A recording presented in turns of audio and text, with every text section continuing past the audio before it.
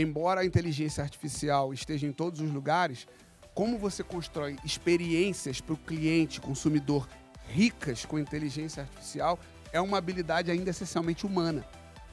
E como conectar uma coisa com a outra é que é difícil.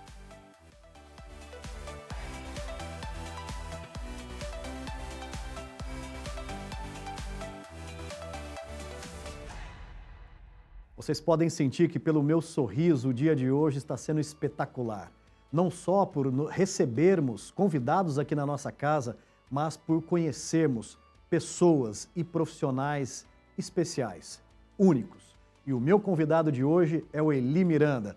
Eli, que alegria poder te receber aqui, meu muito obrigado. Eu que agradeço o convite e agradeço também a hospitalidade e o carinho. Estou muito feliz de estar aqui com vocês. Muito obrigado. Eli, você tem uma carreira super bonita, nós estávamos conversando aqui nos bastidores, né? Uma carreira de ascensão, de grandes projetos, grandes companhias, muita experiência, né? Mas tudo começou de uma forma ali de baixo, né? Você é uma pessoa que conquistou tudo isso, né, que você tem hoje. Vamos falar um pouquinho de infância, vamos falar um pouquinho de família, falar daquela essência que nós somos. Fala um pouco da sua história. Legal você perguntar, assim, eu cresci num lugar bastante pobre, no Rio, né? E eu sou de um lar militar. Minha mãe era da Marinha, de carreira e tal. E eu cresci com muita disciplina e com muita exigência do ponto de vista, especialmente de educação, né? Porque minha mãe fez todo o sacrifício para eu poder estudar, né? Muitas vezes a gente não tinha as coisas que todo mundo tinha em casa. A gente não tinha porque minha mãe precisava pagar o colégio. E mesmo assim, teve anos onde eu não consegui estudar numa escola particular, precisei do ensino público. Então a exigência era muito forte, né? E eu acho que a cobrança, ela surtiu muito efeito, porque eu lembro que aos 10 anos eu fiz meu primeiro concurso. Olha só. E eu não passei para o Colégio Militar do Rio de Janeiro. Eu fiquei ouvindo durante 4 anos até passar no segundo concurso, que foi para a Escola Técnica Federal. Mas, assim, foi o que me fez crescer, foi o que me fez criar a disciplina, né, de brigar, de lutar por aquilo que eu acreditava, por aquilo que eu queria e por aquilo que, obviamente, ia me fazer ter uma condição de vida um pouco melhor, né? Que legal. Eli, falando um pouquinho desse momento ainda de família, né, ou seja, vem lembranças dessa época onde a experiência com a tecnologia, porque na nossa época, né, Eli, não era TI, a gente não tinha esse nome TI, né? A gente se pegava um pouco em filmes de ficção, um pouco em desmontar as coisas, tentar montar. Na melhor das hipóteses era micreiro, né? Micreiro, né? Que lembrança você tem ainda dessa fase ainda de criança, de jovem? Como que foi isso? Legal. Acho que assim, o primeiro momento que eu me envolvi com a tecnologia, eu devia ter ali uns 11 anos de idade, e a gente tinha mania, eu e os amigos, de desmontar as coisas, né? Videogame, ventilador, o que você imaginar. E eu calhei de entrar justamente na Escola Técnica de Eletrônica. Tá. E aí, assim, estudar, desmontando coisas era o que eu fazia, né? E construindo coisas, circuito impresso, né? Esse tipo de coisa que se fazia na época. E, obviamente, o link da eletrônica com a informática foi meio que natural. Então, eu cheguei a pegar os primeiros ainda 286, aquela coisa toda começando e tal, e criei um interesse pela informática e fui me desenvolvendo nisso, entendeu? Acho que foi essa a primeira lembrança que eu tenho do contato com tecnologia em si. Bacana. Eli, uma das coisas legais também na nossa geração é que a gente sempre quer começar a ganhar nosso dinheiro mais rápido, né? Porque eu imagino que na sua casa, na minha era assim também, ou seja, não tinha esse negócio de, né, facilidades, né? Ou seja, a gente não tinha tudo que nós queríamos, né? Quando que foi o começo, né, do trabalho, quando você começou a entender que o trabalho ia dignificar, ia tornar os seus sonhos uma realidade? Eu lembro de quando eu era garoto, assim, 17, 18 anos, o meu sonho era ter um carro. Um carro. E eu precisava do carro porque eu morava muito longe. Então o carro era o meu, vamos dizer assim, o meu transporte para a vida social. E eu lembro até hoje, o meu primeiro emprego formal foi no Banco Modal, que existe Modal. até hoje. Hoje foi verdade. comprado pela XP e tal. E eu lembro de, cara, ter me sentido rico pela primeira vez na vida, aos 18 anos. Porque o salário que eu tinha no banco era um salário que era maior do que eu podia gastar. E eu juntava todo o dinheiro do mês, eu dava o cheque para minha mãe, era cheque. Eu dava o cheque para minha mãe para guardar para a compra do meu carro. E aí eu lembro que em menos de um ano de banco eu consegui finalmente comprar um carro e tal. Era um carro usado, um carro velho, mas era o que me transportava para um lugar melhor do que o que eu vivia na época, entendeu? Legal. Eli, falando um pouco agora de carreira, né? Hoje você, poxa, já ocupou cadeiras e ocupa cadeiras extremamente importantes em grandes empresas, né, do nosso país. Como que foi o começo da sua jornada profissional? Porque, assim, é muito comum eu ser abordado por pessoas mais jovens, assim, pô, Renato, hoje você é CEO, né, da NetGlobo, montou a NetGlobo, pô, e aí, cara, você, tipo assim, você já começou assim? Eu falei, não, cara, comecei como técnico, fazendo curso, andando de ônibus, ali no pesado e tal. E acho que é importante a gente trazer um pouco desses relatos, né? Como foi o início da sua carreira profissional em TI? Não, legal a pergunta, né? Eu comecei no banco, né? No Banco Modal, como eu falei agora há pouco, e eu comecei fazendo manutenção de computadores. Tá. Né? O computador quebrava, a gente tinha que arrumar. Passei um pouco pela parte de segurança da informação, firewalls, etc. e tal. E aí eu lembro que o banco, na época, criou uma startup, que não tinha o nome startup, né? 20 anos atrás, o banco criou era um mercado digital de crédito, que era muito à frente para a época, né? Foi a época da bolha da Nasdaq, para quem lembra. Tá. E a gente se propunha a fazer soluções digitais financeiras. Então, antecipação de recebíveis, etc. Então, eu diria que 20 anos atrás, eu vi o sonho pesadelo das startups. Tá. Porque a gente começou muito bem e 3 anos depois a gente estava vendendo os ativos porque tinha quebrado a empresa. Mas, assim, eu aprendi muito. E eu fiz de tudo. Né? Como quem trabalha numa empresa que está começando, pra você ter uma ideia, a gente quebrar o cofre da Sul América, a gente alugou um prédio que era da Sul América, para construir o nosso data center dentro do prédio. Tá. E, cara, deu um trabalhão horroroso quebrar aquele cofre. Mobiliário, cadeira, mesa, eu que ia escolher. Né? E eu era o cara de informática. Então, assim, a gente fazia de tudo. Mas a gente aprendeu muito. Eu lembro que a gente não tinha dinheiro para nada na startup. A única coisa que não faltava dinheiro era para livro. E a gente pegava e comprava livro na Amazon. 1999, 2000, Poxa. Lá nos Estados Unidos, e chegava aqui. Como propriedade intelectual, não tinha imposto. Então a gente comprava lá de fora. E isso a gente conseguia. Então eu lia sobre tudo. Programação, aprendi a desenvolver em C, aprendi a desenvolver em outras linguagens, Java, etc. E por aí foi. Então foi assim que eu me desenvolvi. Né, batalhando, né, e aprendendo sozinho. Acho que a grande lição que eu tiro dessa minha fase inicial foi aprender a aprender. Porque não tinha ninguém para me ensinar. Eu só tinha acesso a livros. E eu precisava aprender. E eu dava um jeito, entendeu? Eli, a gente fala muito, né, que hoje a TI por TI, ela não tem muito valor. A TI tem que impactar a vida das pessoas, né, facilitar essa vida, né, e principalmente o profissional de TI, ele tem que ser apaixonado pela TI, mas ele tem que ser apaixonado pelo negócio, né, ou seja, se envolver com o negócio, seja o negócio da saúde, seja o negócio do varejo, seja o negócio de banco, né. Eu queria que você falasse um pouquinho, quando foi que isso despertou em você esse lado de olhar o negócio, olhar as pessoas e começar uma jornada como líder, como um gestor na área de TI? Não, legal a pergunta. Eu acho que a primeira vez que eu me dei conta de que eu era parte da estratégia, né, corporativa foi quando eu brinco que eu pulei para o outro lado do balcão. Então, eu saí do banco, fui para uma consultoria muito grande na época, que era a antiga EDS, e eu fiz projetos para inúmeros clientes. Né? E pela primeira vez, quando eu fui para a Souza Cruz, eu era o cliente. Né? Eu pulei para o outro lado do balcão. E eu me apaixonei pelo negócio. Né? E a gente brincava na Souza Cruz que a gente trabalhava desde a semente até a fumaça do cigarro. E a forma de lidar profissional que a Souza Cruz tinha, desde o cuidado com a família do produtor de tabaco, né, que a gente financiava o produtor de tabaco, ele pagava com produto.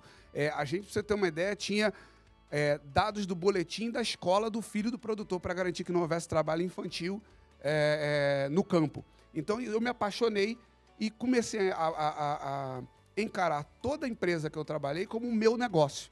Tá.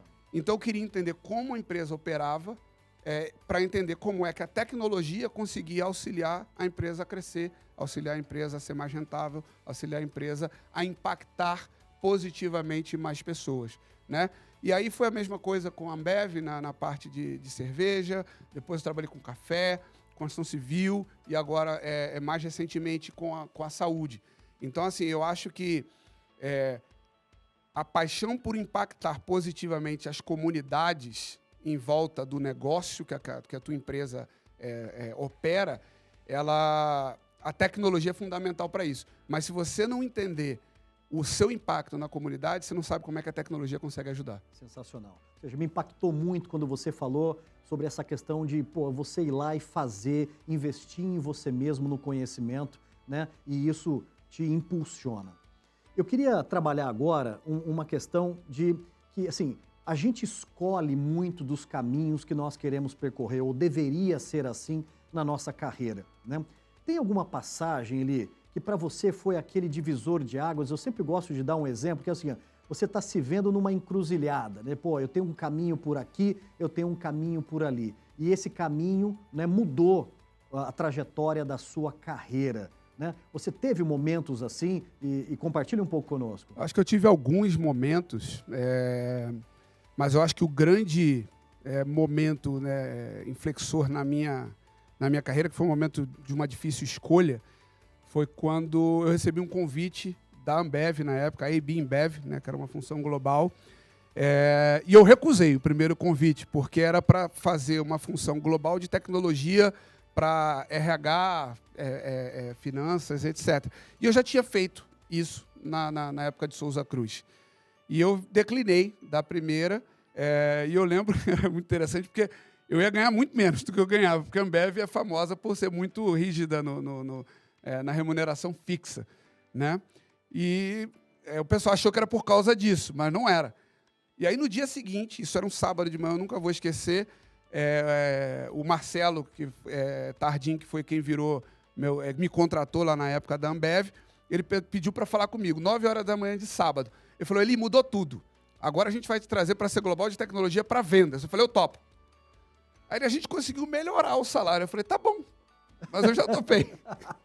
Então, assim, por que foi um divisor de águas para mim?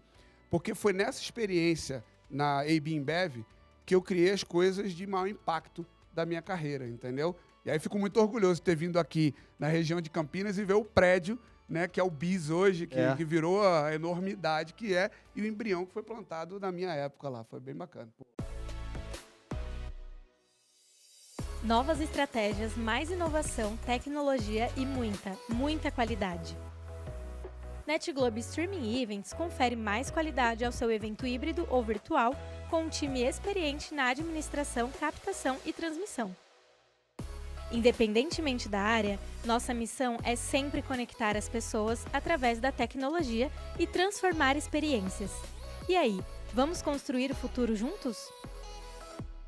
Eli, hoje você está numa posição de gestão, ou seja, muito mais maduro, né? Ou seja, passou por várias indústrias e você está num setor muito importante. A gente estava falando do setor da saúde, é um setor extremamente importante, né? Estrutural dentro do nosso país. Eu queria te perguntar um pouco assim, como que você tem lidado nessa questão de gerir equipes, engajar essas pessoas, falando de propósito, né? A gente falou muito de propósito, né? Fazer uma coisa que a gente tem paixão. Como que você tem liderado as equipes hoje? Como que você faz aquela galera, tipo, brilho nos olhos e, fazer grandes entregas? Não, muito boa a pergunta. O setor que a gente está, ele tem um propósito, cara, que é fundamental para o futuro do país. Se você pensar, hoje somente 30% da população brasileira tem acesso à saúde suplementar. E isso não mudou nos últimos 10 anos. E, infelizmente, não há perspectiva de mudança. E eu acho que assim, a empresa que eu trabalho hoje, a Aliança Saúde, em medicina diagnóstica, ela tem um propósito, de certa forma, até de democratizar o acesso a exames que já são fundamentais hoje, mas com o envelhecimento da população serão ainda mais fundamentais. Porque a população brasileira, se você lembrar, na nossa época, a pirâmide etária, né, era um triângulo e o Brasil era considerado o país do futuro. Hoje o Brasil é o país do presente, mas a população já está envelhecendo. Né? E a tendência é você precisar cada vez mais desse suporte à saúde. Então, eu acho que entender o propósito, conseguir transmitir isso para a equipe e conectar o que cada um faz com como impactar a comunidade é que faz a diferença. É verdade. Então, por exemplo, a gente lida muito com um público mais sênior, né? Que tem mais dificuldade em entender detalhes específicos de medicina.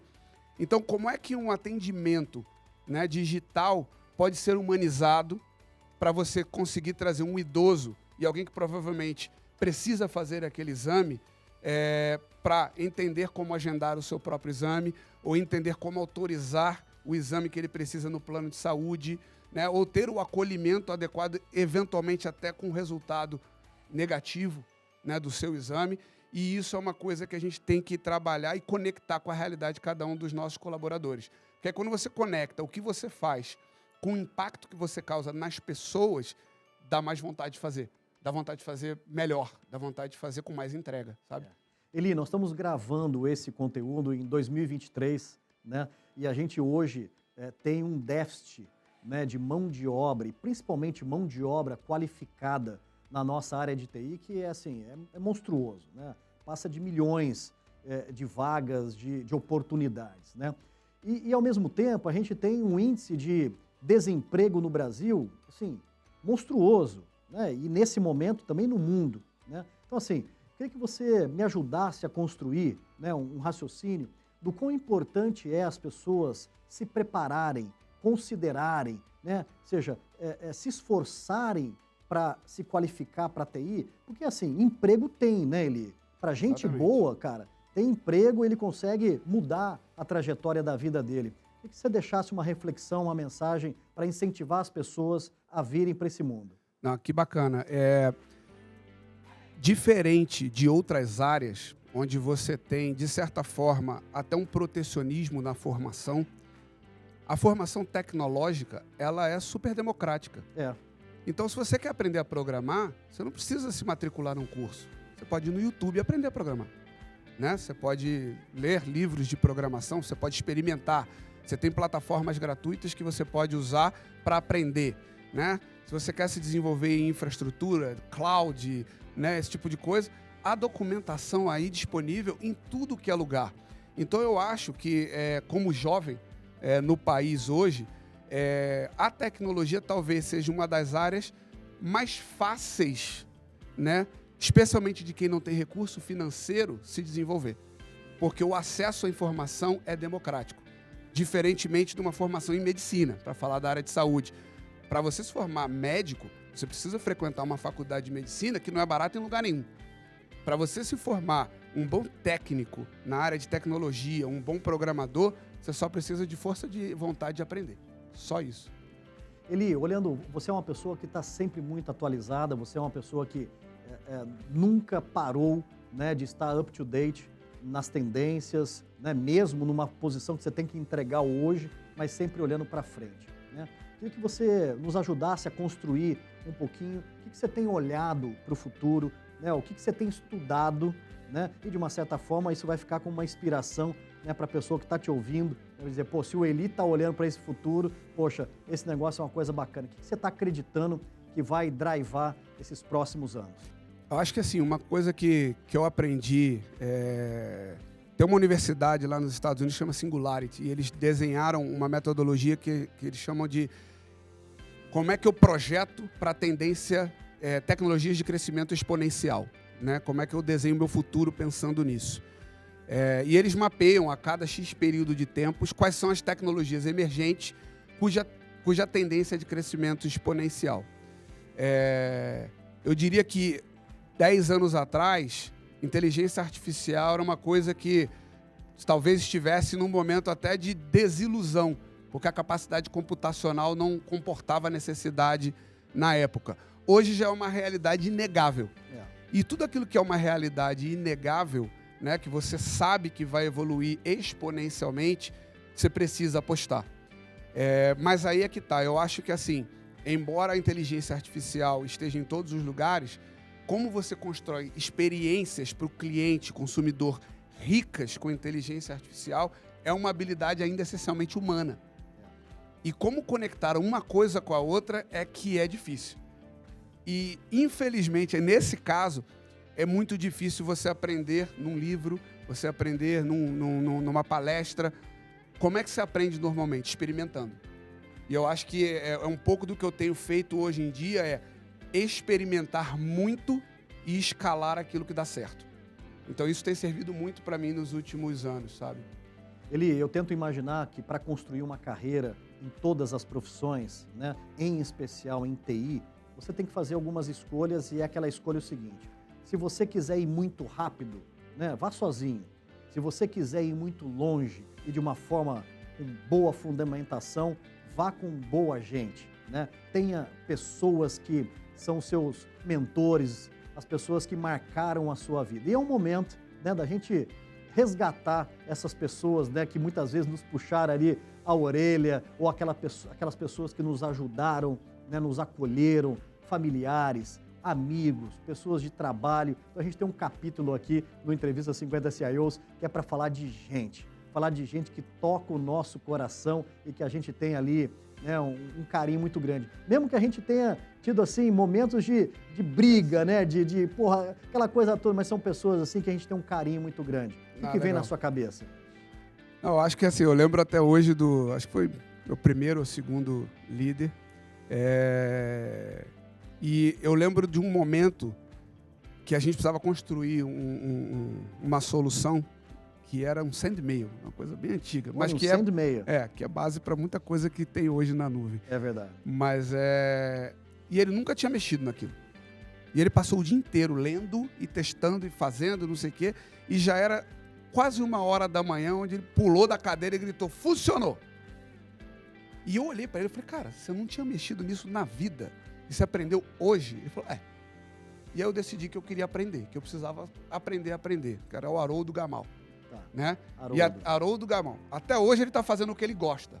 Programar em software básico. Ele gosta de programar em C. Tá. Segundo ele é o melhor programador C que ele conhece na vida. Deve ser mesmo, porque ele é muito bom. Entendeu? E eu lembro muito do Gerson Schoenfelder, que foi quem me levou para Souza Cruz na época, que foi o primeiro chefe louco que eu tinha. Porque ele era um cara que tomava risco.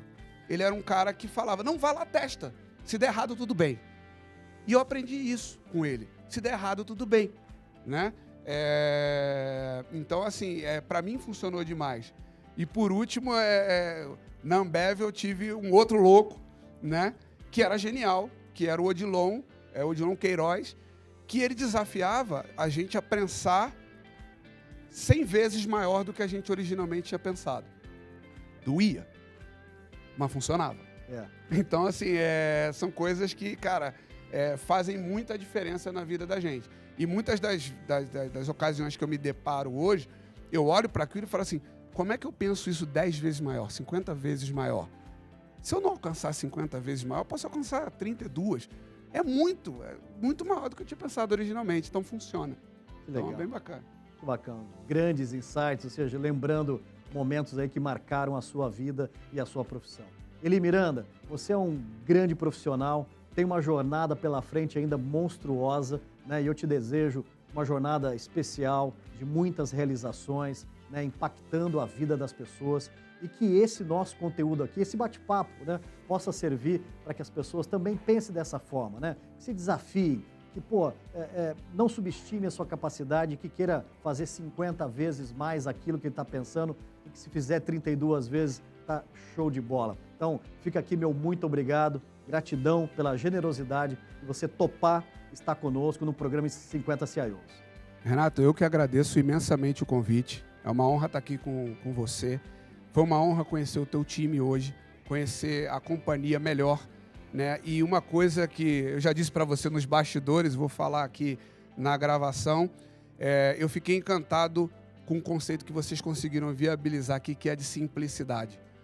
E simplicidade é raro e é caro, né, de construir. É muito difícil construir. E eu acho que vocês estão, cara, super no caminho certo.